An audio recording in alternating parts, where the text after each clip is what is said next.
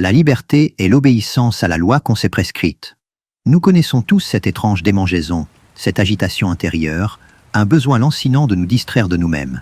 C'est ce moment où, seul face à l'immensité de nos pensées, un vertige nous prend. On se jette alors dans le travail acharné, la fête incessante, les écrans lumineux qui promettent de nous remplir, de nous faire oublier ce vide qui menace, cette insignifiance qui guette. On fuit le silence, cette rencontre inévitable avec ce que nous sommes vraiment, cette confrontation avec notre propre condition d'être fini et insignifiant dans l'univers. C'est un réflexe humain profondément ancré, une manière de colmater les brèches d'une conscience trop lucide, trop angoissée par l'inconnu, par l'impermanence de toute chose et par la certitude de notre propre finitude. Ce n'est pas une faiblesse, mais une mécanique psychologique puissante, presque un instinct de survie face à une vérité insupportable. Bonjour, bienvenue sur Vibinspi, la chaîne où la philosophie devient une matière à penser et une manière de vivre plus lucidement. Aujourd'hui, on va parler de quelque chose de bien plus profond que cette simple fuite en avant, d'une exploration qui nous invite à plonger dans l'abîme de notre âme avec les pensées de Pascal. Ce besoin de fuir, ce divertissement constant, n'est-il pas le symptôme d'une maladie plus profonde de l'esprit humain, une maladie qui nous empêche de nous regarder en face, de sonder les profondeurs de notre existence? Pascal, depuis son époque, avait déjà perçu cette agitation comme le cœur de notre misère, cette incapacité à demeurer en repos dans une chambre, cette nécessité de créer du bruit pour ne pas entendre le murmure de notre propre condition. Il voyait dans cette agitation un signe de notre grandeur perdue, un écho lointain d'une perfection dont nous avons été déchus, mais dont la trace douloureuse persiste en nous. C'est une tension permanente, un déchirement entre ce que nous aspirons à être et ce que nous sommes réellement, entre l'infini que nous pressentons et le fini qui nous emprisonne. Nous vivons dans un monde où l'information est omniprésente, où les sollicitations sont infinies, et pourtant, le sentiment de vacuité ne cesse de croître pour beaucoup. Nous cherchons des certitudes dans la science, du réconfort dans la consommation, du sens dans l'activisme, mais le cœur de l'homme, lui, semble rester étrangement insatisfait, toujours en quête d'un je ne sais quoi qui lui échappe. Cette quête est universelle, elle traverse les âges et les cultures, et elle résonne avec une force particulière dans les écrits de ce mathématicien, physicien et philosophe du XVIIe siècle qui a osé regarder l'homme dans sa plus grande gloire comme dans sa plus profonde misère. Il a compris que notre vraie dignité ne se trouvait pas dans l'oubli, mais dans la lucidité face à l'étendue de notre petitesse et la promesse de notre grandeur. C'est une exploration vertigineuse qui nous propose, un cheminement qui ne pardonne pas la tiédeur. Il nous invite à confronter non pas des dogmes abstraits, mais la réalité viscérale de notre propre finitude, de notre fragilité, de notre place infime dans l'univers. Le malaise initial de l'agitation se transforme alors en une interrogation plus pressante sur le sens de notre passage ici-bas, sur ce qui peut réellement combler ce désir insatiable qui nous habite. Ce n'est pas une entreprise intellectuelle pure, mais une aventure existentielle, une plongée dans les paradoxes de l'âme humaine où chaque vérité dévoilée n'est que la porte d'un nouveau mystère. Il ne s'agit pas de savoir pour savoir, mais de comprendre pour mieux vivre, de sonder les abîmes pour trouver une forme de lumière, même fragile. Le génie de Pascal réside précisément dans cette capacité à nous faire sentir, avant même de comprendre, la portée de nos propres contradictions. Il ne nous donne pas de réponse toute faite, mais nous met face à nos propres questions, ces questions que nous avons si longtemps évitées. Il nous pousse à regarder ce grand silence des espaces infinis qui, selon ses mots, nous effraie, non pas pour nous paralyser, mais pour nous réveiller, pour nous inciter à chercher au-delà des apparences et des divertissements éphémères. Le chemin sera inconfortable, parfois douloureux, mais il promet une clarté insoupçonnée sur la condition humaine. Nous connaissons ce réflexe, cette impulsion presque irrépressible qui nous pousse, dès que le silence s'installe, dès que l'activité s'interrompt, à chercher une occupation, un bruit de fond, une image mouvante. Le téléphone devient une extension de notre main, les notifications une bouée de sauvetage. On s'enferme dans des univers virtuels, on s'épuise dans la frénésie du travail ou des loisirs. On remplit chaque interstice de notre temps, non pas par réel désir, mais par une peur insidieuse du vide. C'est une danse constante, une valse étourdissante pour échapper à un partenaire invisible et terrifiant qui attendrait dans l'ombre, soi-même dépouillé de tout artifice, confronté à l'énigme de son être. Cette fuite n'est pas un choix conscient, elle est souvent une seconde nature, un mécanisme de défense subtil qui nous protège de vérités trop lourdes à porter, ou du moins, c'est ce que nous pensons. Cette agitation perpétuelle, cette course effrénée pour ne pas être là, est le cœur même de ce que Pascal nommait le divertissement. Mais il ne s'agit pas de l'amusement léger que nous désignons par ce mot aujourd'hui. Pour lui, le divertissement est une stratégie existentielle profonde, une manœuvre psychologique que l'homme met en place pour éviter la pensée de sa propre misère, de sa finitude, de son insignifiance dans l'immensité du cosmos. C'est un anesthésiant puissant contre l'angoisse fondamentale, un rideau de fumée jeté sur la conscience de notre propre néant. Nous nous débattons dans l'action, non pour la joie qu'elle procure, mais pour l'oubli salutaire qu'elle promet, une suspension temporaire de la lucidité la plus terrifiante. Imaginez un roi, par exemple, un souverain absolu. Il règne sur des peuples, dispose de richesses inouïes et commande des armées. On pourrait croire qu'il a atteint le summum du bonheur, qu'il n'a qu'à jouir de sa puissance. Pourtant, comme le soulignait Pascal avec une acuité désarmante, si on le laisse seul, sans sa cour, sans affaires d'État à gérer, sans divertissement bruyant pour occuper son esprit, il tombe dans un abattement profond.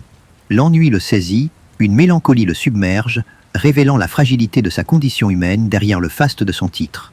Sa gloire n'est qu'un immense spectacle monté pour lui-même, pour le détourner de l'unique pensée qui pourrait réellement le hanter, sa propre mortalité, l'éphémérité de son pouvoir. Ce besoin du roi de toujours être occupé, entouré, sollicité, n'est pas une fantaisie, mais une nécessité vitale pour son équilibre psychique. Sans cette effervescence, il se retrouve face à l'imprécision de son existence, au vide potentiel de sa royauté. La chasse, le jeu, les intrigues de cour, les guerres mêmes, deviennent des palliatifs indispensables. Ce n'est pas l'objet de l'action qui importe, mais le fait même de l'action, de l'engagement total de l'esprit, qui le protège de la conscience de son être nu et isolé. La grandeur apparente de sa vie n'est qu'une course sans fin pour fuir le miroir impitoyable de son humanité commune, un miroir où ne se reflète qu'un homme comme les autres, mais avec des enjeux plus grands. Considérez maintenant le chasseur. Son bonheur ne réside pas dans la prise du gibier. Si on lui offrait la proie sans la traque, sans l'effort, sans la tension de l'attente, il la refuserait, selon les mots de Pascal. Ce qui le captive, c'est l'excitation de la poursuite, la ruse déployée, le risque encouru, la camaraderie du groupe, la fatigue physique qui oblitère la pensée. C'est l'activité même qui le rend heureux, non l'accomplissement final. L'objet de la chasse est secondaire.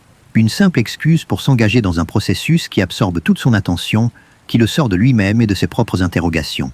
Cette quête frénétique de l'action pour l'action n'est pas limitée au roi ou au chasseur. Elle se manifeste dans toutes les sphères de la vie humaine.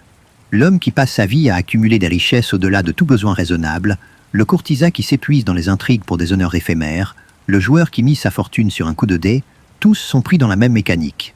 Ils poursuivent des chimères, non par désir sincère de les posséder, mais parce que la poursuite elle-même est une diversion, une échappatoire à la contemplation angoissante de leurs propres conditions. C'est une obsession pour le mouvement qui empêche la méditation, un torrent d'activité qui étouffe le murmure des questions existentielles. Le divertissement est donc ce qui nous rend inconscients de notre condition. Il ne s'agit pas d'un bonheur réel, mais d'une illusion de bonheur, d'un voile jeté sur notre misère. Nous nous construisons des châteaux de cartes de distraction pour ne pas voir le gouffre sous nos pieds.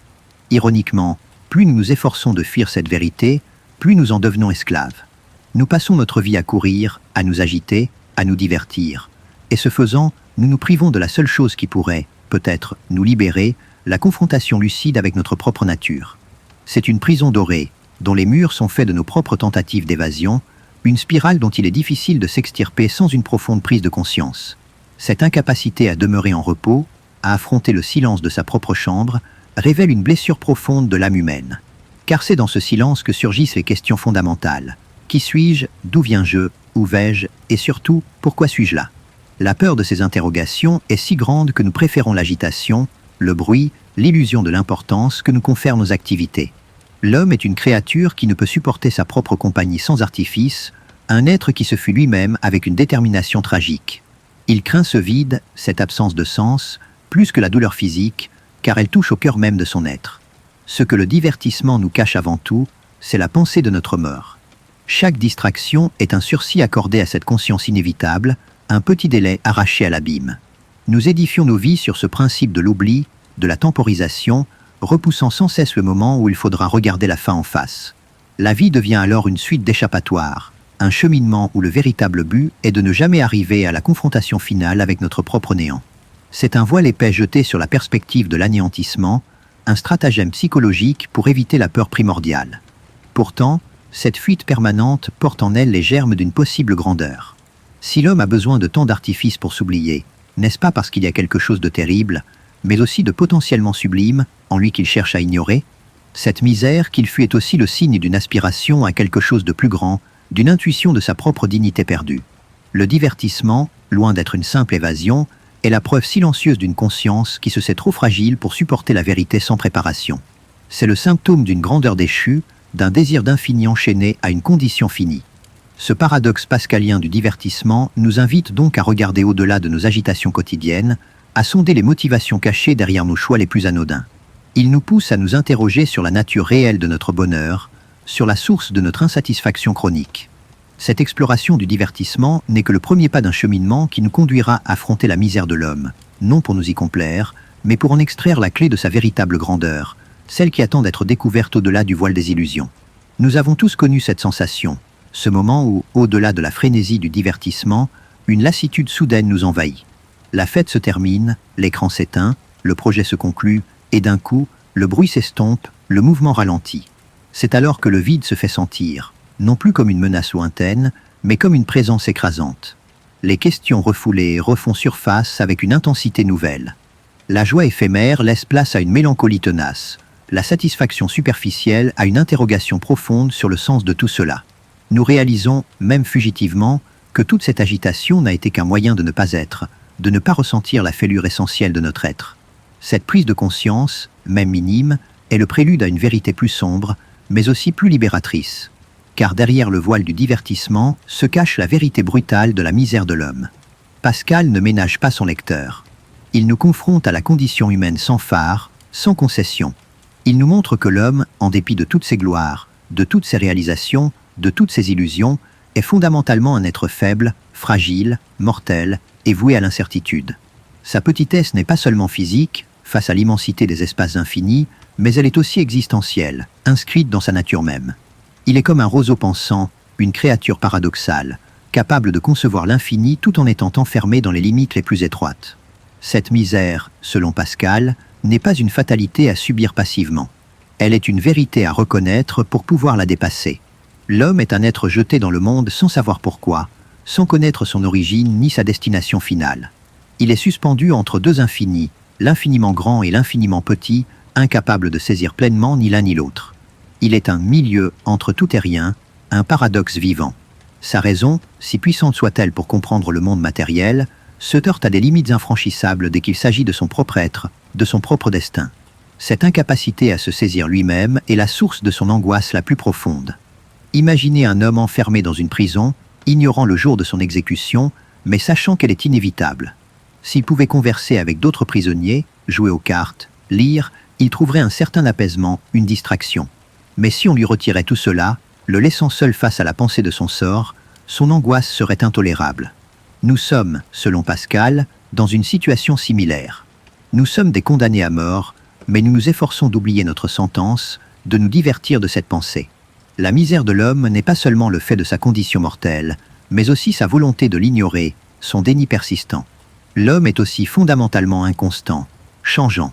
Son esprit n'est jamais fixé, toujours en quête de nouveautés, de stimulation. Ce qu'il désire ardemment, un jour le lasse le lendemain. Il est incapable de trouver un repos durable en lui-même, car sa propre nature est flux, mouvement, insatisfaction. Cette inconstance n'est pas un défaut moral, mais une caractéristique intrinsèque de son être déchu. Elle est la preuve que rien de terrestre, rien de fini ne peut combler le désir infini qui l'habite, ce creux qui réclame une nourriture que le monde ne peut lui offrir.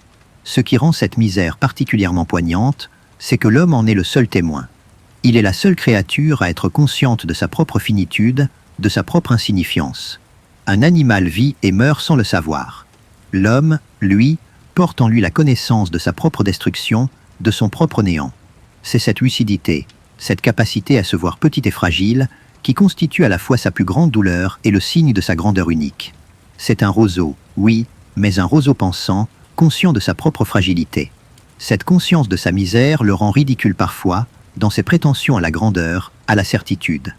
Il se croit maître du monde, capable de percer tous les mystères, alors qu'il ne parvient même pas à comprendre le sens de sa propre existence. Il bâtit des empires, crée des œuvres d'art, développe des sciences prodigieuses, et pourtant, au fond de lui, subsiste cette angoisse, ce doute, cette interrogation sans réponse sur sa place et son rôle.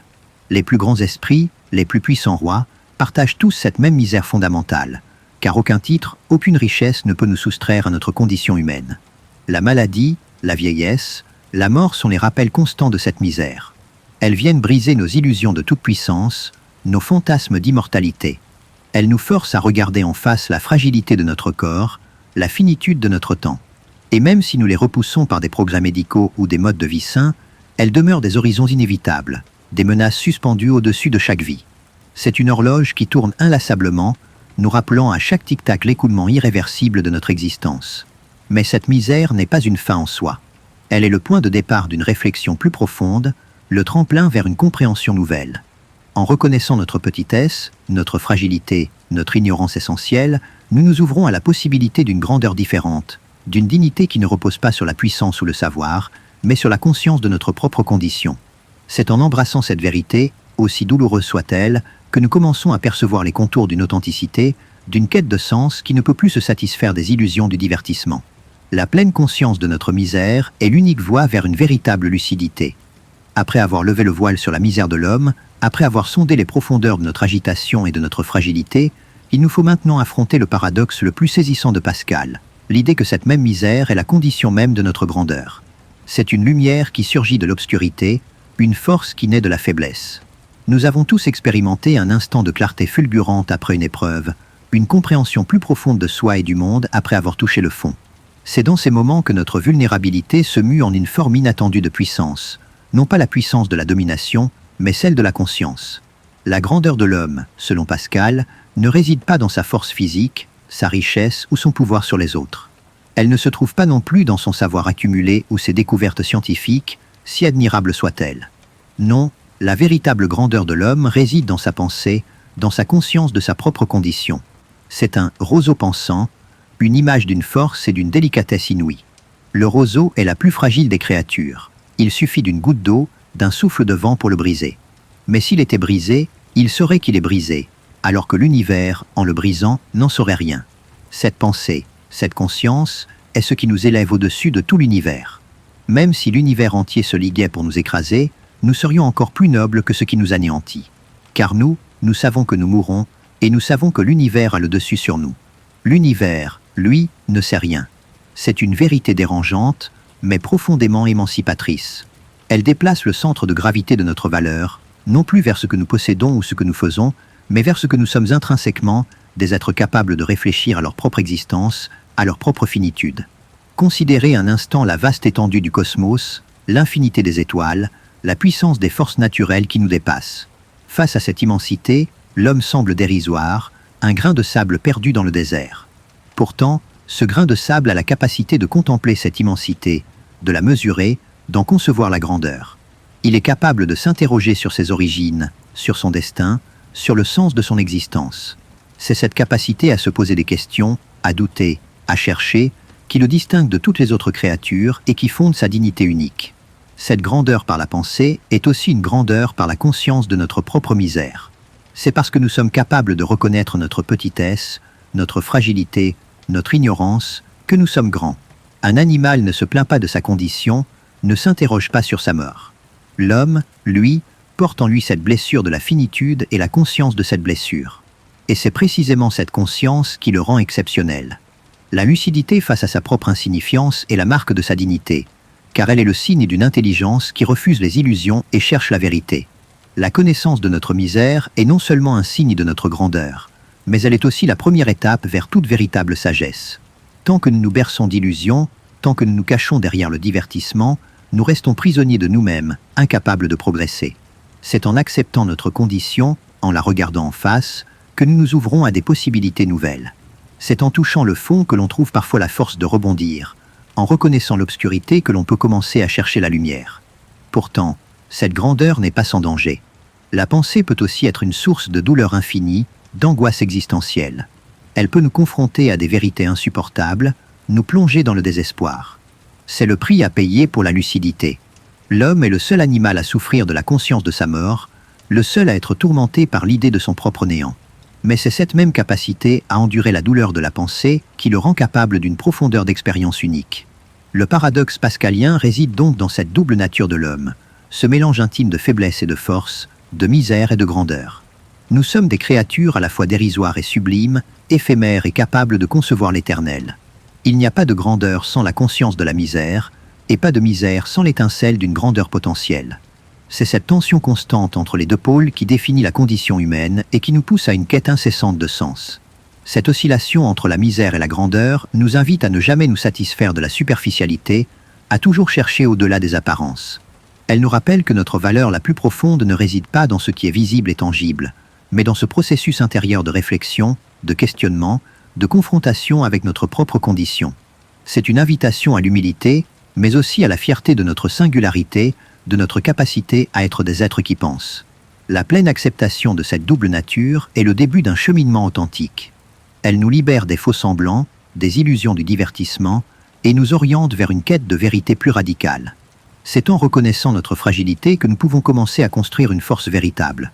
Non pas une force qui nous rend invincibles, mais une force qui nous permet d'affronter le monde et nous-mêmes avec courage et lucidité. La grandeur de l'homme est ainsi une grandeur d'âme, une grandeur de conscience, qui se révèle précisément là où sa fragilité est la plus manifeste.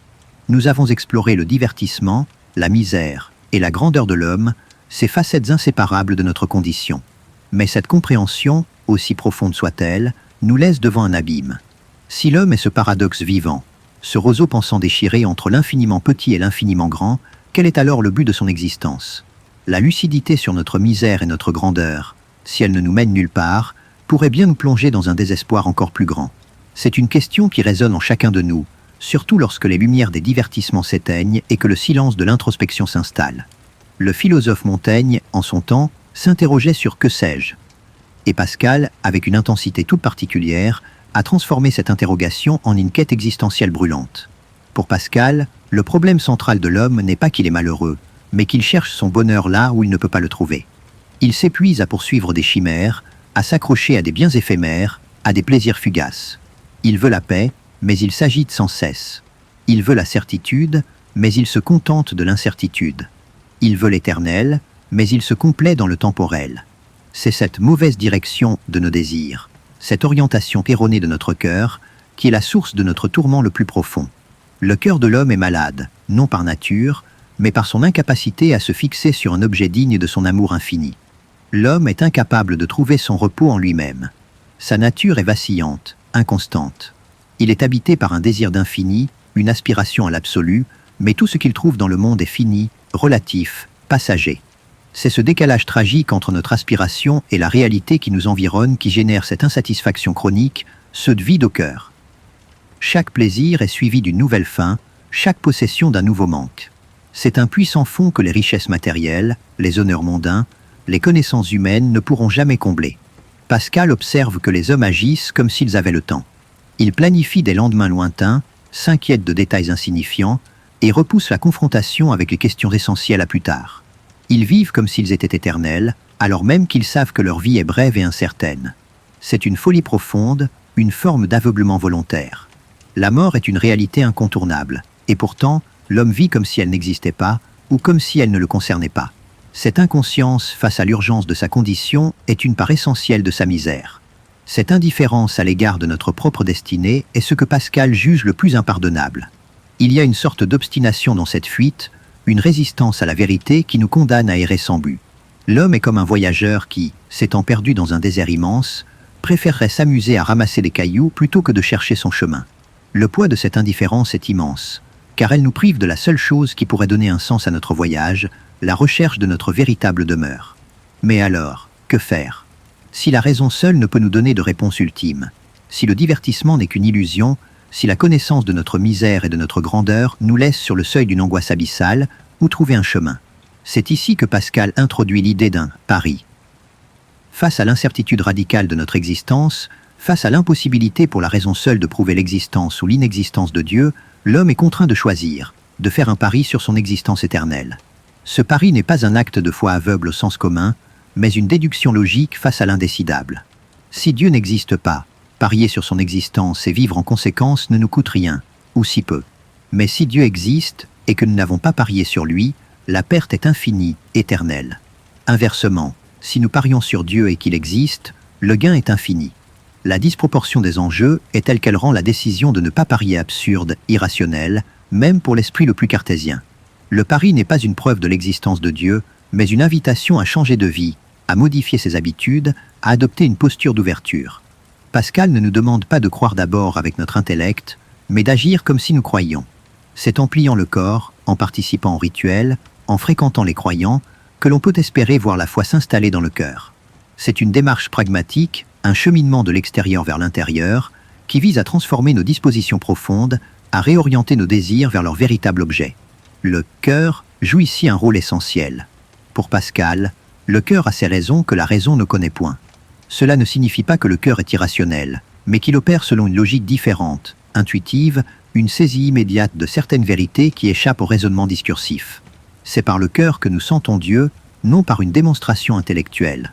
C'est une forme de connaissance, une intelligence sensible qui nous permet d'accéder à ce qui est au-delà de la portée de la simple logique. Ce cheminement, cette conversion du cœur, n'est pas facile. Il demande un renoncement au divertissement qui nous maintiennent dans l'illusion, une acceptation de notre propre faiblesse, une humilité face à l'inconnu. Mais il promet une paix durable, une satisfaction profonde qui ne peut être trouvée nulle part ailleurs.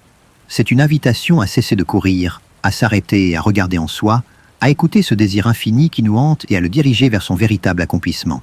Le pari n'est pas seulement une astuce intellectuelle, c'est un appel à une transformation radicale de notre existence. La quête de sens, pour Pascal, trouve donc son aboutissement non pas dans une certitude rationnelle complète, mais dans une posture d'engagement existentiel. Il s'agit de vivre comme si notre destin éternel importait, comme si la vérité était accessible par des voies autres que la seule raison. C'est une exploration qui nous pousse au-delà de nos propres limites, nous invitant à une ouverture, à une vulnérabilité qui, paradoxalement, peut nous conduire à la plus grande des forces. Le pari n'est pas la fin du doute, mais le début d'une nouvelle manière d'habiter le monde, avec une espérance et une tension spirituelle renouvelée. Nous avons parlé du divertissement, de la misère, de la grandeur, et du pari comme chemin vers le sens. Mais ce chemin, loin d'être simple, est semé d'obstacles, de doutes et de paradoxes. L'un des plus redoutables est l'incapacité de l'homme à se comprendre lui-même. Nous nous regardons dans le miroir et nous y voyons un étranger, un être plein de contradictions, d'aspirations et de faiblesses qui s'entrechoquent. Notre propre nature nous échappe, nous sommes un mystère pour nous-mêmes. C'est un déchirement constant, une lutte intérieure qui rend toute quête de vérité particulièrement ardue. Nous cherchons des réponses à l'extérieur, mais la clé de notre propre énigme semble enfermée en nous-mêmes, hors de portée. L'homme est, par essence, une créature paradoxale. Il est à la fois grand et misérable, capable d'une pensée sublime et prisonnier de ses pulsions les plus basses. Il aspire à la vérité, mais se complaît dans l'erreur. Il cherche la stabilité, mais est constamment agité. Ce mélange de contraires rend toute définition univoque de l'homme impossible. Il n'est ni ange ni bête, mais une combinaison des deux, et c'est cette tension qui fait sa particularité, sa singularité. Cette dualité, cette ambiguïté fondamentale, est au cœur de la condition humaine. La raison seule, si puissante soit-elle dans le domaine des sciences et de la logique, se révèle impuissante à saisir cette complexité. Elle ne peut que diviser, analyser, mais elle ne peut reconstituer l'homme dans son entièreté, dans son mystère. Elle nous montre les fragments, les contradictions, mais elle ne peut nous donner le sens global. C'est comme essayer de comprendre une œuvre d'art magnifique en analysant que la composition chimique de ses pigments. On perd l'essentiel, l'âme même de l'œuvre. La raison est un outil précieux, mais elle a ses limites, surtout quand il s'agit de sonder les profondeurs de l'âme humaine. Considérez l'amour. Nous cherchons tous l'amour, nous aspirons à cette union avec l'autre, à cette fusion des âmes. Pourtant, souvent, nous sommes déçus, trahis, blessés. Pourquoi cet élan vers l'autre, si souvent source de douleur? La raison peut analyser les mécanismes psychologiques, les schémas comportementaux, mais elle ne peut expliquer l'essence même de l'amour, sa puissance irrationnelle, sa capacité à nous élever et à nous briser. L'amour est une énigme, une manifestation de cette complexité humaine qui échappe au cadre de la logique pure. L'homme est aussi un être de divertissement, non seulement pour fuir sa misère, mais parce que sa nature même est de se disperser, de se perdre dans le multiple. Il n'est pas fait pour le repos, pour la contemplation immobile. Il est perpétuellement en mouvement, changeant d'objet de désir, de centre d'intérêt. Cette inconstance n'est pas une défaillance morale, mais une conséquence de sa condition d'être fini qui aspire à l'infini, sans jamais pouvoir l'atteindre pleinement ici-bas. Il est comme un enfant qui court après des papillons, s'enlace et en poursuit d'autres, sans jamais trouver la satisfaction durable. Cette incapacité à se fixer, à trouver un centre stable en soi, est la source de notre angoisse existentielle. Nous sommes à la recherche d'une assise solide, d'un fondement inébranlable, mais nous ne trouvons que mouvement, incertitude, éphémérité. Cette quête est souvent inconsciente, elle se manifeste par une insatisfaction permanente, un sentiment de ne jamais être vraiment à notre place, de toujours vouloir autre chose, ailleurs. C'est une soif que rien de terrestre ne peut étancher complètement. Mais ce qui fait aussi la grandeur de l'homme, c'est précisément cette capacité à se poser la question de son propre mystère. C'est cette lucidité sur son impuissance à se saisir pleinement qui le distingue. Un animal ne s'interroge pas sur sa nature, il est ce qu'il est. L'homme, lui, est capable de se tenir à distance de lui-même, de se regarder avec un certain étonnement, de douter de sa propre évidence. C'est ce retour sur soi, cette capacité d'introspection, qui est le signe de son esprit, de sa dignité particulière. La connaissance de notre propre incompréhensibilité est donc une étape essentielle sur le chemin de la sagesse. Elle nous invite à l'humilité, à reconnaître les limites de notre raison et de notre volonté. Elle nous prépare à accueillir une vérité qui ne viendra pas de nous-mêmes, mais d'ailleurs, d'une source qui dépasse notre entendement. C'est en cessant de vouloir tout comprendre par nos propres forces que nous nous ouvrons à une compréhension plus profonde, une qui relève davantage de la sagesse du cœur que de la logique pure. C'est là que Pascal nous ramène à la nécessité d'une révélation, d'une lumière qui nous vienne d'ailleurs pour éclairer notre obscurité intérieure. Sans cette lumière, l'homme reste une énigme insoluble pour lui-même, un chaos de contradictions. La quête de sens ne peut se résoudre par la seule raison ou la seule expérience humaine. Il faut un point d'appui extérieur, une vérité qui nous transcende et qui puisse donner un sens à nos paradoxes, à nos aspirations inachevées. C'est une invitation à regarder au-delà de nous-mêmes, à nous ouvrir à l'impensable, à l'inconnaissable, pour espérer trouver une forme de résolution à notre énigme intérieure. Ainsi, la véritable compréhension de l'homme ne vient pas en le réduisant à une formule simple, mais en embrassant sa complexité, ses contradictions et son irréductible mystère. C'est en acceptant que nous ne nous comprendrons jamais pleinement par nous-mêmes que nous nous mettons en chemin vers une connaissance d'un ordre différent. Une connaissance qui passe par l'acceptation de nos limites et l'ouverture à ce qui nous dépasse. C'est un voyage intérieur qui ne s'arrête jamais, une quête constante de sens qui s'approfondit à mesure que nous acceptons notre propre obscurité. Après avoir constaté notre propre incompréhensibilité, le fait que l'homme soit un mystère pour lui-même, nous voilà face à une question plus pressante encore. Si notre raison est limitée, si notre propre nature nous échappe, où pouvons-nous trouver un ancrage, une certitude dans ce monde de flux et d'incertitudes? Nous cherchons tous, au fond, une boussole pour nous guider, une source de vérité qui ne vacille pas. Pourtant, l'expérience quotidienne nous montre que les opinions varient, que les vérités d'hier sont les erreurs d'aujourd'hui, que même nos propres convictions peuvent être ébranlées par le temps et les circonstances. Cette quête d'une vérité stable, immuable, est le cri silencieux de l'âme humaine, une aspiration profonde à échapper à la relativité de tout. Pascal, avec une lucidité impitoyable, démonte les fondements de nos prétendues certitudes. La coutume, par exemple. Nous agissons souvent par habitude, par conformité, parce que c'est ce qui a toujours été fait ou ce que la société attend de nous. Mais la coutume n'est pas la vérité. Elle est un tyran doux qui nous enchaîne sans que nous nous en rendions compte, nous faisant prendre pour juste ce qui n'est qu'ancré, pour bon ce qui n'est que familier. Elle nous dispense de l'effort de penser par nous-mêmes, de remettre en question l'ordre établi. C'est un anesthésiant social qui étouffe l'esprit critique et nous maintient dans un confort intellectuel illusoire. La justice elle-même, qui devrait être universelle et immuable, est soumise à la relativité. Ce qui est juste sur un versant des Pyrénées est injuste sur l'autre, selon les mots célèbres de Pascal. Les lois changent d'un pays à l'autre, d'une époque à l'autre. Elles sont le reflet des mœurs, des intérêts, des rapports de force, mais rarement d'une vérité absolue. Le droit positif est une construction humaine, nécessaire pour l'ordre social, mais il ne peut prétendre à une validité éternelle.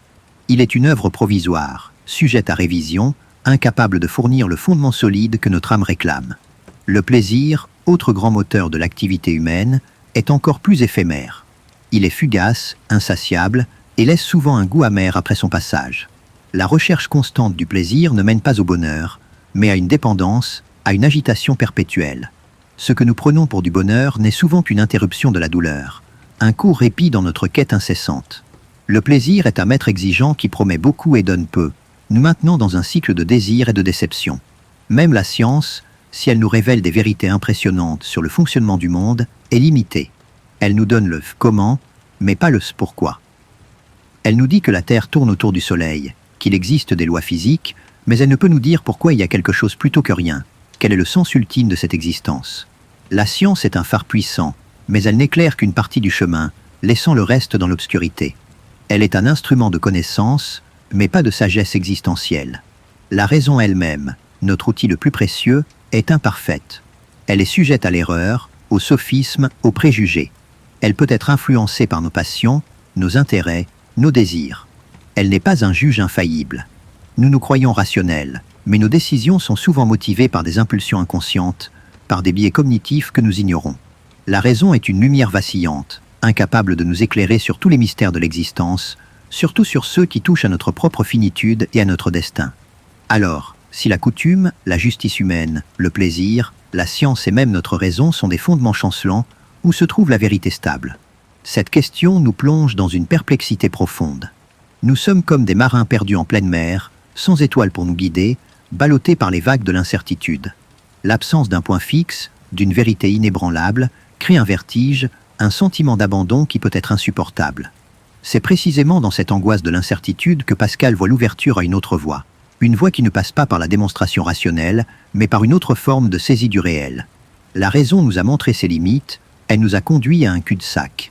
Mais ce cul-de-sac n'est pas la fin, c'est l'invitation à regarder au-delà, à chercher une lumière qui transcende notre entendement. C'est dans le désespoir de ne pas trouver de certitude par nos propres moyens que nous pouvons devenir réceptifs à une vérité qui nous est donnée. Le cœur, encore lui, réapparaît comme le lieu d'une autre forme de connaissance. Il ne s'agit pas de l'émotion passagère, mais d'une intelligence intuitive, d'une capacité à saisir des vérités premières, des principes fondamentaux qui échappent à la démonstration logique. Ce sont les vérités que nous sentons, que nous acceptons sans pouvoir les prouver entièrement, comme l'existence de l'espace, du temps ou du mouvement. Ces vérités sont les fondements sur lesquels la raison peut ensuite bâtir, mais qu'elle ne peut elle-même créer. Cette quête d'une vérité stable, d'un point fixe, ne peut donc se résoudre qu'en acceptant nos limites et en s'ouvrant à une source de connaissance qui nous dépasse. C'est une invitation à l'humilité intellectuelle, à reconnaître que notre esprit, si puissant soit-il, n'est pas la mesure de toute chose. C'est un cheminement qui nous éloigne de l'autosuffisance et nous rapproche d'une dépendance, non pas une dépendance avilissante, mais une dépendance à une vérité transcendante qui seule peut combler le vide de notre existence et donner un sens à notre quête incessante. Le désir de certitude est inhérent à l'homme, et c'est en reconnaissant l'incapacité de notre seule raison à le satisfaire que nous nous préparons à une révélation d'un ordre différent, une qui promet une paix au-delà de toute compréhension. Après avoir dénudé les fondations chancelantes de nos certitudes humaines et confronté l'homme à son incapacité à se saisir pleinement, nous arrivons au cœur du drame pascalien, l'infinie disproportion de l'homme. C'est une vérité vertigineuse, une observation qui nous jette dans l'abîme et nous force à reconsidérer notre place dans l'univers. Nous avons tous ressenti, en regardant un ciel étoilé ou en contemplant l'infiniment petit révélé par un microscope, un vertige, une prise de conscience de notre propre insignifiance. Mais Pascal ne s'arrête pas à la simple observation, il en fait le point de départ d'une interrogation existentielle profonde, une clé pour comprendre notre angoisse et notre aspiration. L'homme est placé entre deux abîmes, l'infiniment grand et l'infiniment petit, incapable de saisir pleinement ni l'un ni l'autre. Devant l'immensité de l'univers, avec ses millions de galaxies, ses milliards d'étoiles, ses distances insondables, notre propre corps, notre propre vie, semblent dérisoires, un point imperceptible. Nos soucis, nos joies, nos peines, tout ce qui compose notre existence quotidienne, se réduit à une poussière insignifiante face à cette échelle cosmique. C'est une pensée qui humilie, qui nous ramène à notre place d'éphémère visiteur sur une planète minuscule. Mais il y a aussi l'infiniment petit. La matière elle-même est composée de particules subatomiques, d'atomes, de molécules, de cellules, dont la complexité est tout aussi vertigineuse. Chaque brin d'herbe, chaque insecte, chaque élément de notre propre corps est un univers en soi, composé d'une infinité de détails. Plus nous approchons, plus l'horizon recule, révélant une complexité inépuisable. Nous ne pouvons jamais atteindre le point où il n'y a plus rien. L'homme est donc incapable de saisir le début et la fin, d'embrasser l'étendue totale de la création, car elle se dérobe à lui dans les deux directions. Cette double infinité nous écrase. Elle rend notre existence d'autant plus précaire, notre connaissance d'autant plus limitée. Nous nous voyons comme le juste milieu entre ces deux extrêmes, mais un milieu qui est lui-même une énigme, une incertitude. Nous ne pouvons pas comprendre la matière sans comprendre l'esprit, ni l'esprit sans comprendre la matière. Nous sommes pris au piège de notre propre position, incapables de nous arracher à cette tension constante entre le tout et le rien. Cette disproportion n'est pas seulement physique, elle est aussi intellectuelle et morale. Notre raison, si puissante pour organiser le monde qui nous entoure, se perd dans la contemplation de ces infinis. Elle ne peut concevoir ni la totalité ni l'absence totale. Elle est confrontée à ses propres limites, à son incapacité à embrasser ce qui la dépasse. Nos jugements sont toujours partiels, nos perspectives limitées. Nous ne voyons qu'une infime partie de la réalité, et nous nous battons pour la comprendre, sans jamais atteindre une vision complète. Pourtant, c'est précisément dans cette conscience de notre infinie disproportion que réside une part de notre grandeur. L'homme est le seul être qui est capable de concevoir ces infinis, de s'en étonner, de s'en effrayer. C'est cette capacité à être conscient de sa propre petitesse face à l'immensité qui le rend unique. L'univers, avec toute sa grandeur, ne sait pas qu'il est grand. L'homme, lui, sait qu'il est petit, et c'est cette connaissance qui le distingue. Cette lucidité est une forme de dignité, un signe de sa supériorité sur la matière brute. Ce qui est effrayant dans cette disproportion, c'est qu'elle nous révèle la solitude de l'homme. Jeté entre ces deux infinis, il est seul à porter le poids de cette conscience. Il cherche des points de repère, des certitudes, mais ne trouve que des questions. Les grands silences des espaces infinis, comme le soulignait Pascal, l'effraient. Non pas à cause de leur danger, mais à cause de leur indifférence, de leur silence assourdissant face à sa propre existence. Cette solitude existentielle est une partie inhérente de notre condition. Cette infinie disproportion nous invite à l'humilité. Elle nous rappelle que nous ne sommes pas le centre du monde, que nos perspectives sont limitées, que nos connaissances sont fragmentaires. Elle nous pousse à renoncer à notre orgueil, à notre prétention à tout maîtriser, à tout comprendre par nos propres forces. C'est en acceptant notre place modeste dans le grand ordre des choses que nous pouvons commencer à percevoir les contours d'une sagesse qui transcende notre ego et nos limites. Le vide laissé par cette disproportion est un cri pour quelque chose de plus grand, un besoin d'un point fixe qui ne soit pas relatif, qui ne soit pas écrasé par les infinis. L'homme aspire à une vérité qui soit au-delà de ces deux gouffres, une vérité qui puisse donner un sens à son existence précaire et éphémère. C'est dans ce dénuement radical, dans cette confrontation avec notre propre insignifiance, que se manifeste le désir de l'absolu, la soif d'une présence qui puisse combler ce vide intérieur. Ainsi, la conscience de l'infinie disproportion de l'homme n'est pas une condamnation au désespoir, mais une invitation à une quête plus profonde, une qui nous pousse au-delà de la raison et de l'expérience sensible.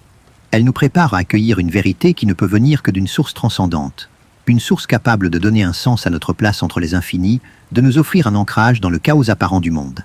C'est une démarche qui exige courage et humilité, mais qui promet une forme de paix et de compréhension qui dépasse les limites de notre condition humaine. Nous avons exploré les vertiges de l'infinie disproportion de l'homme, ce placement précaire entre le tout et le rien. Face à cette réalité écrasante, une question fondamentale se pose. Comment l'homme, cet être si petit et si fragile, peut-il alors agir?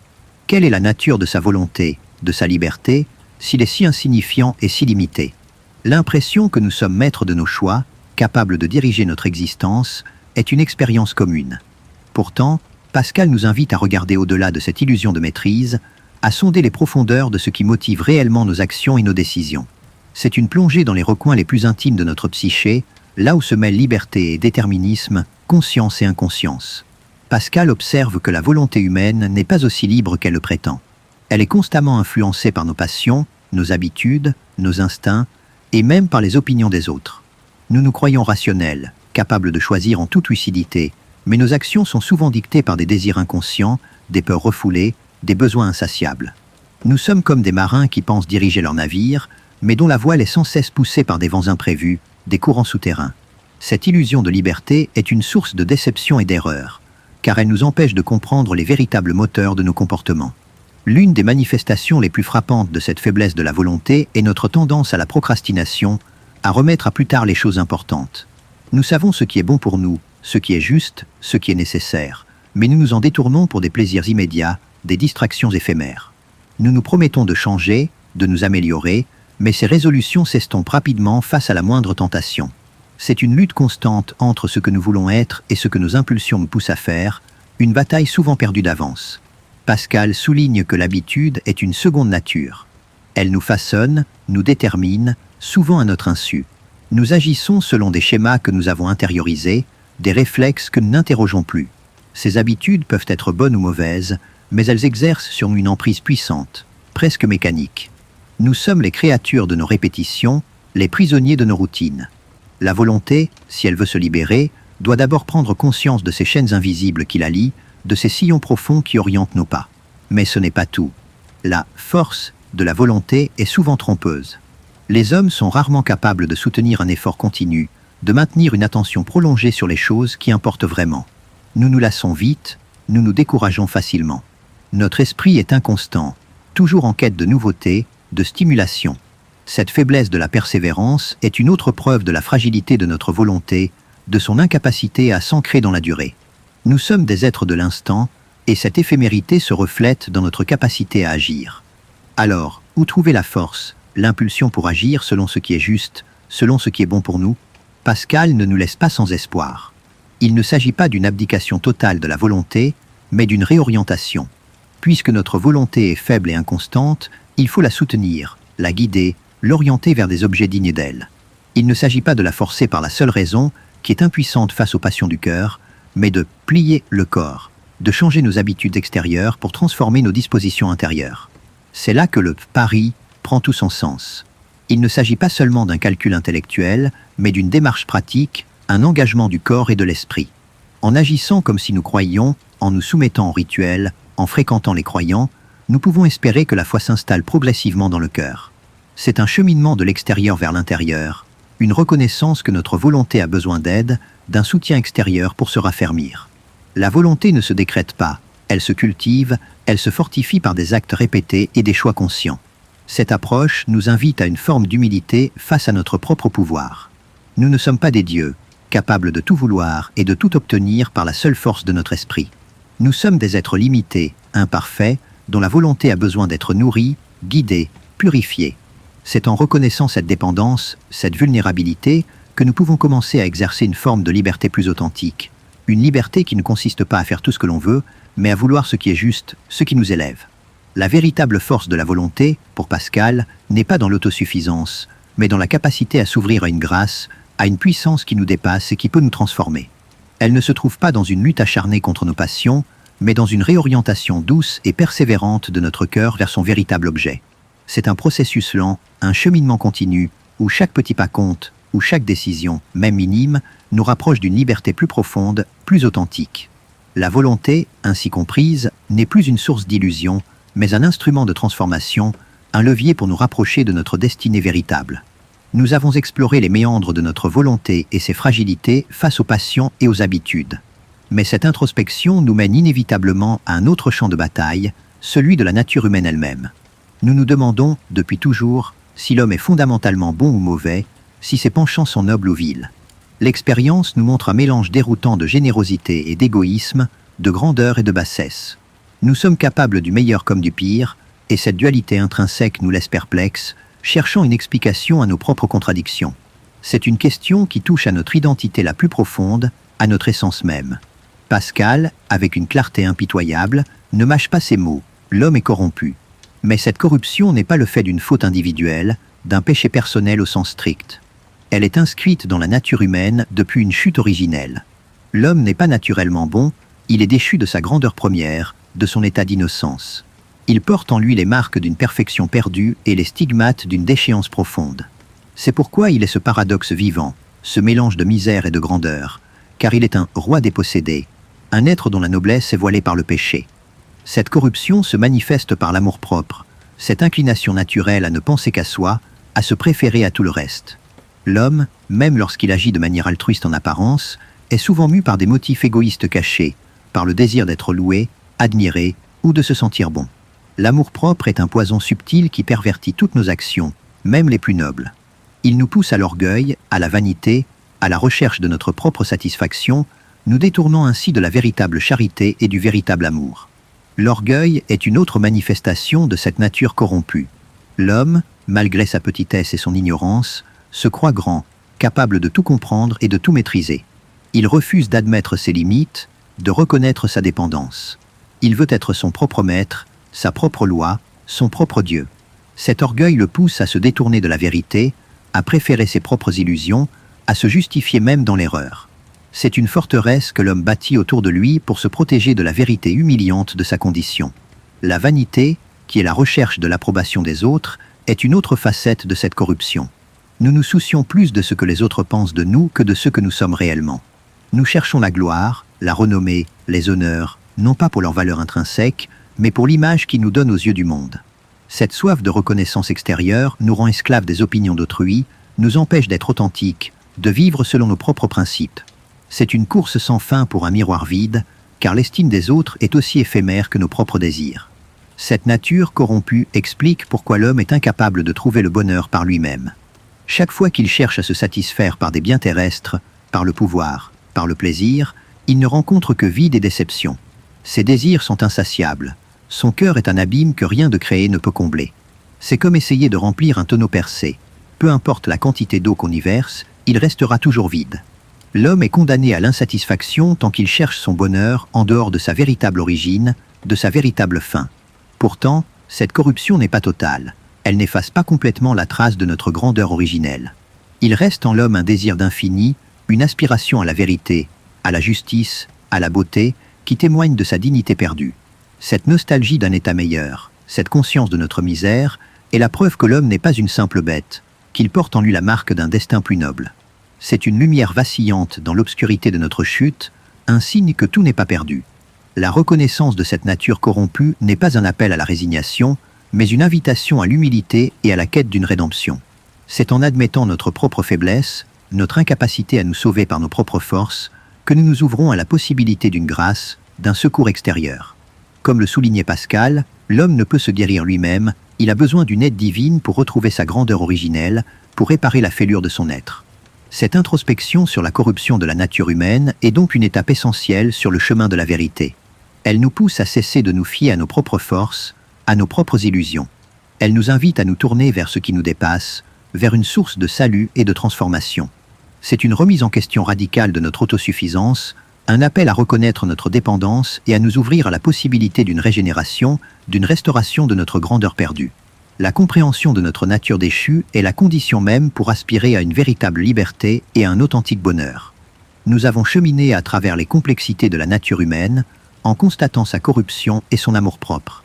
Mais cette vérité, aussi sombre soit-elle, n'est pas la fin du voyage. Elle nous conduit à une interrogation encore plus profonde sur la possibilité d'une réconciliation, d'une réparation de cette fêlure intrinsèque. Si l'homme est déchu, s'il est un roi dépossédé, comment peut-il retrouver sa dignité perdue, sa place légitime dans l'ordre du monde? C'est une question d'espoir, une aspiration à transcender notre condition présente pour atteindre un état d'être plus authentique, plus complet. Cette quête de restauration est le moteur silencieux de tant de nos actions, même si nous n'en sommes pas toujours conscients. Pascal ne laisse pas l'homme seul face à sa misère et sa corruption. Il nous montre que la seule voie vers la réconciliation passe par le mystère du Christ. Pour lui, Jésus-Christ n'est pas seulement un personnage historique ou un maître de sagesse, mais le centre de toute l'histoire, la clé de la compréhension de l'homme et du monde. C'est en lui que se rejoignent les paradoxes de l'humanité, la misère et la grandeur, la chute et la rédemption. Sans le Christ, l'homme reste une énigme insoluble, un chaos de contradictions. Le Christ est le Dieu caché, le Dieu qui s'est abaissé, qui s'est fait homme pour se rendre accessible à notre finitude. Il n'est pas le Dieu lointain et inaccessible des philosophes, mais un Dieu incarné, souffrant, proche de notre condition humaine.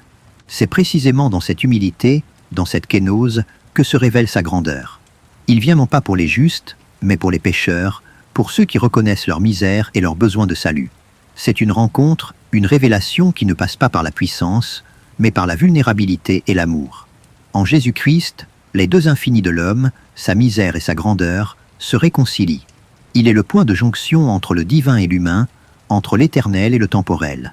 Il montre la misère de l'homme en acceptant la souffrance et la mort, mais il révèle aussi sa grandeur en transcendant ses limites par sa résurrection. Il est la preuve que l'homme, bien que déchu, est capable d'une destinée divine, d'une communion avec le Créateur. C'est une lumière qui éclaire l'obscurité de notre existence et donne un sens à nos paradoxes. Le chemin vers cette réconciliation passe par la foi. Mais la foi, pour Pascal, n'est pas une adhésion aveugle à des dogmes. Elle est une expérience, une rencontre personnelle avec le Dieu vivant. C'est un mouvement du cœur, une ouverture à la grâce divine qui peut transformer notre nature corrompue. La foi ne contredit pas la raison, elle la dépasse. Elle nous donne accès à des vérités qui échappent à l'entendement pur, à une connaissance d'un ordre supérieur. C'est un acte de confiance, un abandon à une puissance qui nous aime et nous sauve. Cette foi est aussi un chemin d'humilité. Elle nous demande de reconnaître notre dépendance, notre besoin de secours. Elle nous invite à renoncer à notre orgueil, à notre autosuffisance, pour nous ouvrir à la grâce. Ce n'est pas par nos propres mérites ou nos propres forces que nous sommes sauvés, mais par la miséricorde divine. Cette humilité n'est pas une humiliation, mais une libération, car elle nous délivre du poids écrasant de la perfection et de la solitude. Elle nous permet de nous abandonner à un amour infini. La reconnaissance de l'amour de Dieu pour l'homme, manifesté en Christ, est ce qui donne un sens à toutes nos aspirations inachevées. Le désir d'infini qui nous habite, ce creux au cœur que rien de terrestre ne peut combler, trouve sa réponse dans l'amour divin. C'est un amour qui nous restaure dans notre dignité originelle, qui nous guérit de notre fêlure et nous donne accès à une vie nouvelle, une vie éternelle. C'est une source inépuisable de joie et de paix qui ne peut être trouvée nulle part ailleurs. Le mystère du Christ n'est donc pas une parenthèse dans la réflexion pascalienne, mais son point culminant, sa résolution. Il est la réponse à toutes les questions que l'homme se pose sur sa misère, sa grandeur, son origine et sa destinée. Sans lui, tout est incompréhensible, un chaos de contradictions. Avec lui, tout prend sens, tout s'éclaire. C'est un cheminement qui nous pousse au-delà de la seule philosophie, vers une rencontre personnelle, une transformation intérieure qui engage tout notre être. Cette approche de la réconciliation nous invite à une vie de gratitude et de service. En reconnaissant l'amour de Dieu, nous sommes appelés à répondre à cet amour par une vie qui témoigne de notre foi. Ce n'est pas une obligation, mais une joie, une expression naturelle de notre gratitude. Le Christ n'est pas seulement un sauveur lointain, il est un modèle à suivre, une source d'inspiration pour une vie de charité, de compassion et de justice. C'est une promesse de paix intérieure et de sens profond qui dépasse toutes les joies éphémères du monde. Ainsi, la voie de la réconciliation, du salut, est celle qui passe par l'acceptation de notre humanité blessée et par l'ouverture au mystère du Christ. C'est une invitation à un voyage intérieur qui transforme notre vision du monde et de nous-mêmes, nous faisant passer de la solitude et du désespoir à une espérance renouvelée, à une communion avec le divin. Ce n'est pas une fuite du monde, mais une manière d'habiter le monde avec une lucidité et une paix profonde, en attendant le plein accomplissement de notre destinée. Nous avons vu comment le Christ est la clé de voûte de la pensée pascalienne, le point où misère et grandeur se réconcilient. Mais cette compréhension, aussi essentielle soit-elle, soulève un nouveau défi. Comment accueillir ce mystère, comment le faire sien, alors même que notre raison le perçoit comme un paradoxe et que nos habitudes nous tirent vers le divertissement? L'homme est souvent tenté par la tiédeur, par l'entre-deux, par le refus de s'engager pleinement. Il cherche des preuves irréfutables, des chemins faciles, mais la vérité pascalienne exige une démarche plus radicale, un engagement total. C'est une question de choix, d'orientation de l'âme, qui nous place face à une décision existentielle cruciale. Pascal insiste sur l'importance du pari, non pas comme une preuve intellectuelle de l'existence de Dieu, mais comme une démarche pragmatique pour orienter sa vie. Il s'agit de comprendre que face à l'incertitude de la vie et à la perspective de la mort, ne pas choisir, c'est encore choisir. C'est choisir de ne pas s'engager, de ne pas chercher au-delà du visible, et ainsi de risquer une perte infinie pour un gain terrestre qui est, par nature, fini et décevant. C'est une folie, une irrationalité, même pour l'esprit le plus calculateur. Le pari nous pousse à l'action. Il ne nous demande pas de croire d'abord avec notre intellect, mais de commencer par adopter les gestes, les attitudes de ceux qui croient. C'est en pliant le corps, en participant au rite, en fréquentant les croyants, que l'on peut espérer que la foi s'installe progressivement dans le cœur. C'est un cheminement de l'extérieur vers l'intérieur. L'habitude, qui nous a semblé une prison pour la volonté, devient ici un levier pour la transformer. En changeant nos comportements extérieurs, nous pouvons espérer changer nos dispositions intérieures, nos inclinations profondes. Imaginez un homme qui veut apprendre à jouer d'un instrument de musique. Il ne peut pas simplement décider un jour de savoir en lisant des livres. Il doit s'exercer, répéter inlassablement les gammes, les morceaux, même si cela lui semble fastidieux au début. C'est par la pratique régulière, par la discipline du corps et de l'esprit, que la maîtrise s'acquiert et que le plaisir de jouer devient authentique. De même, la foi, cette sagesse du cœur, ne s'obtient pas par une simple décision mentale, mais par un engagement de tout l'être, par une pratique constante. Ce chemin d'engagement demande une forme de renoncement, de mort à soi-même. Il faut abandonner les divertissements qui nous retiennent dans l'illusion, les conforts intellectuels qui nous empêchent de voir la vérité. Il faut accepter de perdre pour gagner, de mourir pour renaître. Ce n'est pas une mort physique, mais une mort symbolique de l'ego, de l'amour-propre, de cette part de nous-mêmes qui refuse de s'incliner, de reconnaître sa dépendance. Cette transformation est douloureuse, car elle touche à nos fondements les plus intimes. Le cœur joue un rôle central dans cette démarche. Pour Pascal, le cœur a des raisons que la raison ne connaît point. Cela signifie que certaines vérités ne sont pas accessibles par le seul raisonnement logique, mais par une intuition profonde, une forme de saisie existentielle. La foi est avant tout une affaire de cœur, une expérience intérieure qui nous touche au plus profond de notre être. Le pari n'est pas là pour prouver, mais pour ouvrir le cœur à cette possibilité de la foi, à cette rencontre avec le divin. Cette approche nous invite à une forme d'humilité radicale. Nous devons reconnaître que nous ne pouvons pas tout maîtriser par notre intellect, que la vérité la plus profonde n'est pas toujours celle qui se démontre le plus facilement. Il faut accepter de se laisser guider, de faire confiance, d'abandonner nos certitudes pour embrasser le mystère. C'est un chemin qui nous pousse hors de notre zone de confort, vers une vulnérabilité qui, paradoxalement, peut être source de la plus grande force. L'engagement, ainsi compris, n'est pas une abdication de notre liberté, mais son accomplissement. C'est en choisissant de s'orienter vers l'absolu, vers Dieu, que l'homme trouve sa véritable liberté, celle qui le délivre de l'esclavage des passions et des illusions du monde. C'est une liberté qui n'est pas l'absence de contraintes, mais la capacité de choisir ce qui nous élève, ce qui nous conduit vers notre véritable fin. C'est un chemin de libération progressive, de transformation de l'âme. Le cheminement d'engagement nous pousse donc à une action consciente et continue. Il s'agit de ne pas se contenter d'une compréhension intellectuelle de la vérité, mais de l'incarner dans notre vie quotidienne. Chaque choix, chaque attitude, chaque pensée peut être une étape sur ce chemin. C'est une invitation à vivre avec intention, à orienter chaque aspect de notre existence vers ce qui est le plus essentiel, le plus digne de notre âme. C'est un voyage qui ne s'arrête jamais, une quête constante de sens qui s'approfondit à mesure que nous nous engageons. Ce choix de l'engagement, de l'orientation de notre vie vers la foi et le mystère du Christ, est la seule voie, selon Pascal, pour sortir du dilemme de la misère et de la grandeur, pour trouver la paix et le bonheur véritable. C'est une décision qui change tout, qui donne un sens à notre existence précaire et éphémère. Elle nous offre une espérance au-delà de la mort, une lumière dans l'obscurité de nos doutes. C'est une invitation à vivre pleinement, consciemment et avec un cœur ouvert à l'infini. Nous avons tracé le chemin de l'engagement, de la nécessité d'orienter notre vie vers la foi pour trouver un sens. Mais la nature humaine est complexe, et même après avoir fait le choix de s'engager, nous restons assaillis par le doute, par les voix intérieures qui nous rappellent nos anciennes habitudes, nos craintes, notre tendance à l'indifférence. La conviction n'est pas une ligne droite, et la faiblesse de notre volonté ressurgit sans cesse. C'est une lutte constante, une tension entre ce que nous aspirons à être et ce que nos instincts nous poussent à faire. Comprendre la persistance de ce doute, c'est comprendre une part essentielle de notre humanité. Pascal perçoit le doute non pas comme un ennemi à abattre, mais comme une condition inhérente à la quête de vérité. Il y a une forme de grandeur dans le doute, car il est le signe d'un esprit qui refuse les certitudes faciles, qui cherche au-delà des apparences. L'homme qui doute est celui qui pense, qui s'interroge, qui ne se satisfait pas de l'à peu près. Il est le philosophe par excellence, celui qui ne cesse de questionner. Mais ce doute peut aussi être une prison, un labyrinthe dont il est difficile de s'échapper. L'homme est souvent en proie à l'incertitude quant à sa propre foi. Il peut avoir des moments de ferveur, puis des périodes de sécheresse, de questions lancinantes. Est-ce que ce que je crois est vrai? Est-ce que je ne me suis pas trompé? Ces interrogations sont naturelles et même nécessaires. Elles nous rappellent que la foi n'est pas un savoir figé, mais un cheminement, une relation vivante qui demande à être constamment renouvelée, interrogée. Le doute n'est pas l'opposé de la foi, il en est souvent le compagnon inséparable. Cette persistance du doute est exacerbée par les limites de la raison. La raison, nous l'avons vu, ne peut prouver l'existence de Dieu avec la même rigueur qu'elle démontre un théorème de géométrie. La foi ne s'impose pas par une évidence éclatante. Elle reste un mystère, une part d'ombre qui échappe à la pleine lumière de l'intellect. C'est ce qui rend le pari si crucial. Il nous invite à agir malgré l'absence de preuves irréfutables, à nous engager dans un acte de confiance qui transcende la logique pure.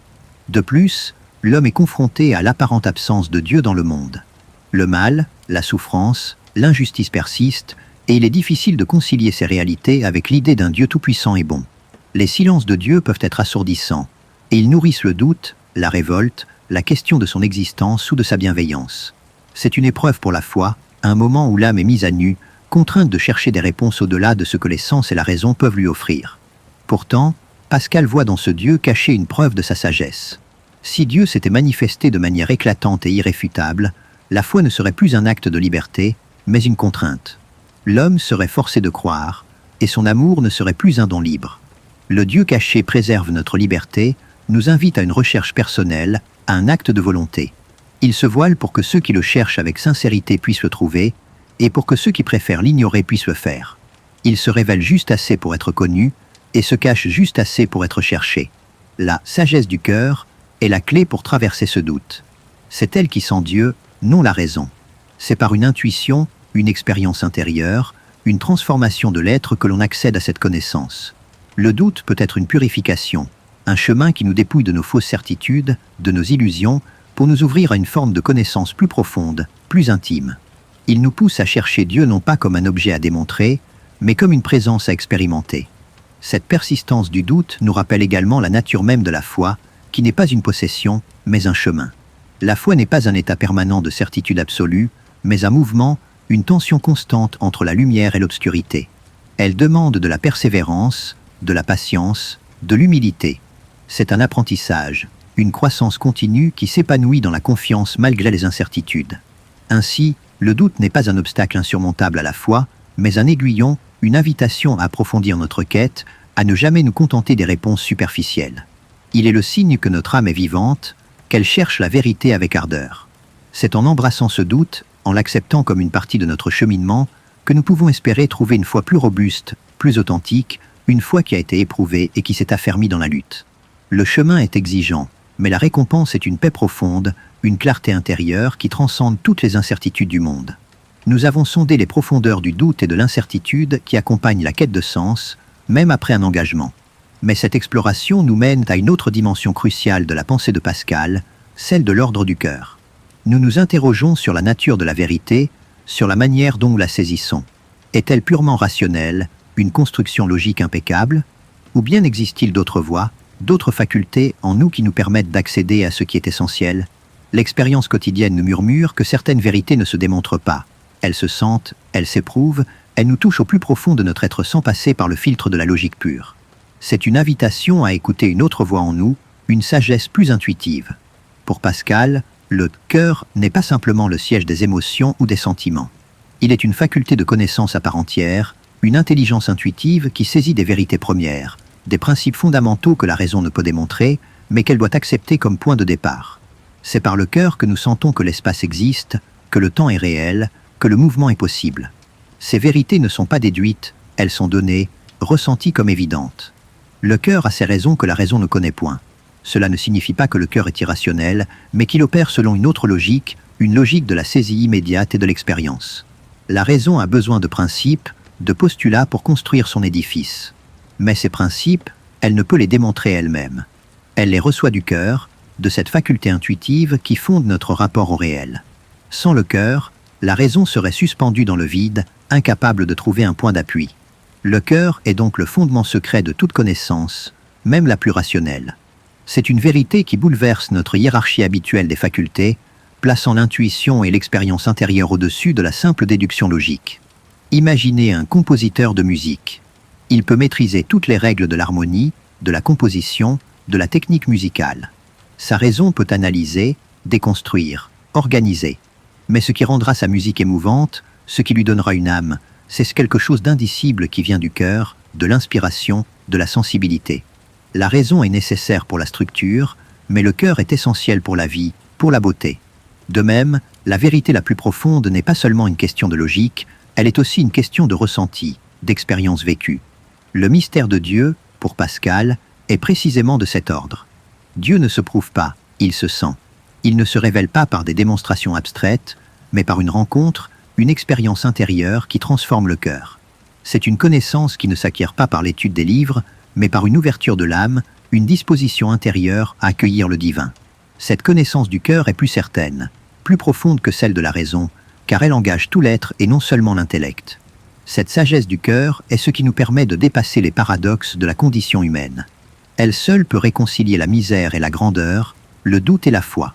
Elle nous offre une perspective où ces contradictions ne sont plus des impasses, mais des tensions créatrices, des invitations à une compréhension plus riche et plus nuancée. C'est elle qui donne un sens à notre quête, qui nous montre que la vérité n'est pas simple, mais complexe, multiforme, et qu'elle demande une approche qui engage toutes nos facultés. L'ordre du cœur nous invite à écouter notre intériorité, à faire confiance à nos intuitions les plus profondes. Il ne s'agit pas de rejeter la raison, mais de la placer à sa juste place, de reconnaître ses limites et de l'articuler avec d'autres formes de connaissance. C'est un appel à une lucidité globale, une qui intègre l'intellect, les émotions et l'expérience spirituelle. C'est une quête de vérité qui n'est pas seulement froide et analytique, mais chaude, vivante, incarnée. Cultiver l'ordre du cœur, c'est aussi cultiver l'humilité. C'est accepter que nous ne possédons pas la vérité, mais que nous sommes plutôt possédés par elle, qu'elle nous dépasse et nous demande une disposition d'accueil. C'est renoncer à l'orgueil intellectuel, à la prétention de tout savoir, pour s'ouvrir à l'émerveillement, au mystère. Cette humilité n'est pas une faiblesse, mais une force, car elle nous rend réceptifs à ce qui est essentiel.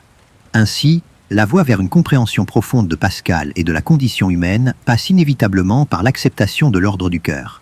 C'est en osant faire confiance à cette intelligence intuitive, à cette sagesse intérieure, que nous pouvons espérer trouver les réponses à nos questions les plus profondes. C'est une invitation à une transformation de notre manière de connaître, une qui nous pousse au-delà de la seule raison pour embrasser la complexité et la richesse de l'expérience humaine dans sa totalité. C'est un chemin qui promet une paix intérieure, une harmonie entre toutes nos facultés, une paix qui transcende toute compréhension. Après avoir reconnu l'importance de l'ordre du cœur, cette intelligence intuitive qui nous révèle des vérités inaccessibles à la seule raison, nous nous retrouvons face à une autre dimension cruciale, l'effacement de soi. Comment pouvons-nous réellement écouter cette voix intérieure, cette sagesse du cœur, si nous sommes constamment assaillis par le bruit de notre propre ego, de nos désirs, de nos ambitions? L'homme est naturellement tourné vers lui-même, préoccupé par sa propre image, par sa propre satisfaction. Cette tendance égocentrique nous voile la vérité, nous empêche de voir au-delà de nos propres limites. C'est une bataille intérieure, un combat pour se libérer des chaînes de notre amour-propre. Pascal dénonce l'amour-propre comme la source de tous nos maux, le fondement de notre corruption. L'homme est rempli d'orgueil et de vanité, cherchant constamment à se faire valoir, à être le centre du monde.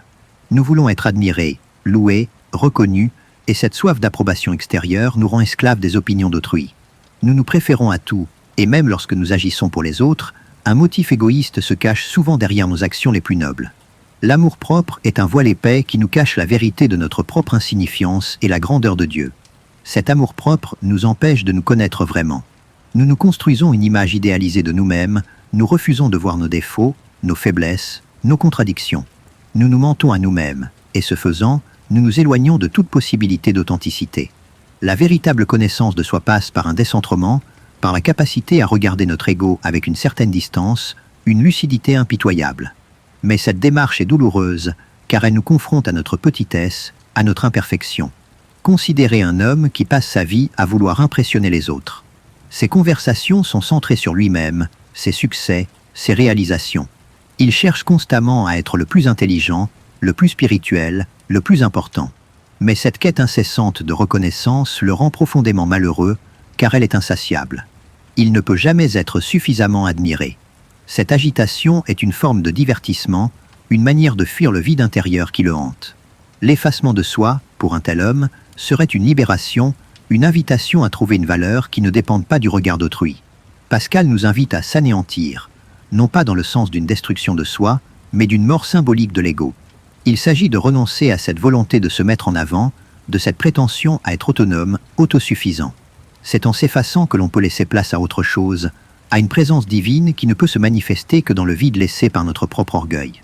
C'est une paradoxe. C'est en se perdant que l'on se trouve, c'est en mourant à soi-même que l'on accède à la vraie vie. Cet effacement de soi est la condition pour la véritable charité. Tant que nous sommes centrés sur nous-mêmes, notre amour est impur, teinté d'égoïsme. La charité authentique consiste à aimer l'autre pour lui-même, à se donner sans attendre de retour, à vouloir le bien de l'autre avant le sien propre. Mais une telle charité est impossible sans un renoncement radical à notre amour-propre. C'est un chemin exigeant qui demande un travail constant sur soi, une vigilance permanente. La contemplation du Christ, le Dieu incarné qui s'est humilié jusqu'à la mort sur la croix, est le modèle par excellence de cet effacement de soi. Il s'est vidé de sa gloire divine pour prendre la forme d'un serviteur, offrant ainsi l'exemple d'une humilité radicale. C'est en suivant son chemin, en nous inspirant de son sacrifice, que nous pouvons espérer nous libérer des chaînes de notre ego et accéder à une vie d'amour et de vérité. C'est une invitation à une transformation profonde de notre être. Cet effacement de soi n'est pas une passivité, mais un acte de volonté courageux. Il exige de la force, de la persévérance, de la lucidité pour démasquer les ruses de notre propre ego. C'est un combat constant, une lutte intérieure qui nous purifie et nous rapproche de notre véritable essence. C'est en acceptant de s'abaisser que l'on peut s'élever, en se dépouillant que l'on s'enrichit. C'est une démarche paradoxale qui bouleverse nos valeurs habituelles. Ainsi, la véritable connaissance de soi et la quête de sens ne peuvent s'accomplir sans un renoncement radical à l'amour-propre, sans un effacement de soi. C'est en laissant de côté notre ego, en nous décentrant, que nous pouvons devenir réceptifs à la vérité, à l'amour divin, et trouver une paix qui ne dépend pas de l'approbation des autres. C'est un chemin de libération intérieure qui nous conduit à une humilité profonde et à une authenticité retrouvée. Une authenticité qui est la condition de toute véritable relation, avec soi, avec les autres et avec le divin. Nous avons exploré le chemin exigeant de l'effacement de soi, cette mort de l'ego nécessaire pour une authentique rencontre avec la vérité. Mais cette démarche de dépouillement, aussi essentielle soit-elle, nous confronte à la question de ce qui reste quand tout le superflu a été enlevé. Quelle est cette essence de l'homme, cette vérité profonde qui subsiste au-delà des illusions et des artifices? L'homme est-il condamné à n'être qu'un amas de contradictions, Ou bien existe-t-il une dignité inaltérable, une noblesse intrinsèque qui persiste malgré sa misère et sa corruption? C'est une quête de l'essence, une recherche de ce qui fait de l'homme un être unique et précieux aux yeux de Pascal. Pour Pascal, l'homme est une pensée. C'est cette capacité de penser, de réfléchir, de se questionner, qui le distingue de tout le reste de la création. Même si l'univers entier venait à l'écraser, il serait encore plus noble que ce qui le tue, car il sait qu'il meurt, et l'univers n'en sait rien. La pensée est notre essence, notre dignité fondamentale, la marque indélébile de notre singularité. C'est elle qui nous élève au-dessus de la matière brute, qui nous donne une place unique dans le cosmos.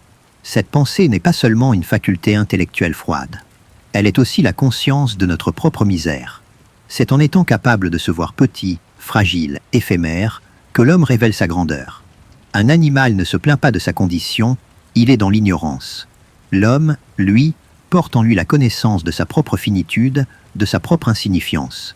Cette lucidité est une forme de dignité, car elle est le signe d'une intelligence qui refuse les illusions et cherche la vérité, même si elle est douloureuse. La conscience est ce qui nous rend présents au monde et à nous-mêmes. C'est elle qui nous permet de nous situer entre les deux infinis, de nous étonner de notre propre existence, de nous interroger sur son sens. C'est la capacité de se dire « je suis », de se distinguer de l'environnement, de se percevoir comme un sujet pensant et agissant. Sans cette conscience, l'homme ne serait qu'une machine sophistiquée, une bête intelligente. C'est elle qui nous donne une intériorité, une profondeur qui nous échappe parfois, mais qui est toujours là. Mais cette pensée, cette conscience, est aussi une blessure. Elle nous confronte à notre propre solitude, à l'indifférence des espaces infinis. Elle nous révèle la difficulté de trouver des réponses ultimes, la complexité du monde et de notre propre être. Elle est source d'angoisse, de vertige, de questionnements incessants. La pensée est un cadeau et un fardeau, une bénédiction et une malédiction. C'est le prix à payer pour notre dignité unique. Pourtant, c'est précisément dans cette vulnérabilité de la pensée que réside sa force. Elle nous pousse à chercher au-delà de nous-mêmes, à désirer une vérité qui puisse combler le vide de notre existence. Elle nous rend ouverts à la possibilité d'une révélation, d'une lumière qui nous vienne d'ailleurs. La pensée n'est pas seulement ce qui nous permet de nous comprendre, mais aussi ce qui nous pousse à nous dépasser, à aspirer à l'infini. La véritable dignité de l'homme, selon Pascal, ne se trouve donc pas dans ce qu'il possède, ce qu'il fait ou ce qu'il réalise, mais dans ce qu'il est, un être pensant. Cette dignité est inaliénable, elle ne dépend pas des circonstances extérieures. Elle est là, en chaque homme, même le plus humble, le plus misérable. C'est une dignité qui est une invitation à la responsabilité, à vivre en accord avec cette essence profonde, à cultiver cette pensée qui est notre plus grand trésor. Cette essence de la pensée nous conduit à la méditation, à l'introspection. C'est en se retirant du tumulte du monde, en se confrontant au silence de sa propre chambre, que l'homme peut réellement écouter sa pensée, la laisser s'épanouir. C'est dans ce face-à-face avec soi-même que l'on découvre les profondeurs de son être, les questions qui nous habitent, les aspirations qui nous animent. La méditation n'est pas une fuite, mais une plongée, une manière de se reconnecter à son essence la plus profonde. La reconnaissance de l'homme comme pensée est une invitation à une vie de lucidité, d'authenticité. Elle nous pousse à ne jamais nous satisfaire des illusions, des apparences, des divertissements éphémères. Elle nous rappelle que notre véritable valeur réside dans notre capacité à nous questionner, à chercher la vérité, à vivre avec conscience. C'est un chemin exigeant, mais qui promet une richesse intérieure, une paix profonde qui ne peut être trouvée nulle part ailleurs. Ainsi, au-delà de la misère, de la grandeur, du doute et de l'effacement de soi, ce qui demeure, ce qui fait l'essence même de l'homme, c'est sa pensée. C'est cette capacité à se savoir et à s'interroger qui fonde sa dignité unique et irréductible. Cette compréhension n'est pas une fin en soi, mais le point de départ d'une vie de réflexion, d'une quête incessante de sens qui s'approfondit à mesure que nous acceptons et cultivons cette faculté précieuse. C'est une révélation qui transforme notre vision de nous-mêmes et du monde, nous invitant à vivre avec une conscience accrue de notre propre valeur et de notre destinée. Au terme de ce cheminement avec Pascal, une certaine clarté se dépose, une compréhension plus intime de cette tension qui nous habite. L'agitation perpétuelle, le divertissement incessant ne peuvent plus être vus comme de simples passe-temps, mais comme les symptômes d'une quête inassouvie, le signe d'une profondeur que nous cherchons à fuir. Nous réalisons que la misère de l'homme n'est pas une condamnation, mais le reflet d'une grandeur oubliée, le témoignage silencieux d'une aspiration à l'infini qui refuse d'être comblée par le fini. Cette acceptation de notre propre complexité, de nos contradictions, ouvre les portes d'une lucidité qui, bien que parfois douloureuse, est la seule voie vers une paix véritable, celle qui ne se dérobe pas face à l'incertitude du monde. Nous avons plongé dans l'abîme de notre propre inconstance, de notre amour-propre insidieux, pour en extraire la précieuse dignité de notre conscience pensante. La raison, si elle a ses limites, nous a montré la nécessité d'une autre forme de connaissance, celle du cœur, capable de saisir ce qui échappe aux preuves et aux démonstrations. Ce n'est pas une question d'y croire aveuglément, mais de vivre comme si notre destinée éternelle importait, comme si la vérité était accessible au-delà de ce que nos sens et notre intellect seuls peuvent nous offrir. C'est un appel à l'humilité, à l'engagement, à l'effacement de soi pour laisser place à ce qui nous dépasse et nous fonde. Ainsi, la pensée pascalienne n'est pas une invitation au désespoir, mais une confrontation radicale avec notre condition pour nous révéler la possibilité d'une réconciliation, d'une restauration. Elle nous pousse à regarder en face notre petitesse pour y découvrir la trace d'une grandeur inaliénable, une dignité qui réside dans notre seule capacité à interroger, à sentir, à aimer. Elle nous rappelle qu'il y a toujours un choix, un pari à faire, une orientation à donner à notre existence pour échapper à la vacuité et embrasser un sens profond, durable, qui ne vacille pas. Nous sommes des êtres en quête, et cette quête est en soi notre plus noble vocation. Comme le soulignait Pascal avec une acuité intemporelle, l'homme n'est qu'un roseau, le plus faible de la nature, mais c'est un roseau pensant. Cette lucidité sur notre fragilité est notre plus grande force, le point de départ de toute véritable sagesse. Si cette exploration a résonné en vous, si elle a éclairé un coin de votre propre quête, alors la conversation ne fait que commencer. Votre engagement à poursuivre cette réflexion est essentiel. Abonnez-vous à la chaîne pour ne manquer aucune de ces plongées. Aimez cette vidéo si elle a enrichi votre cheminement et laissez un commentaire pour partager vos propres pensées, vos interrogations, car c'est dans l'échange que la philosophie prend tout son sens et continue de vivre. Philosopher, c'est agir sur le présent. Commence par t'abonner.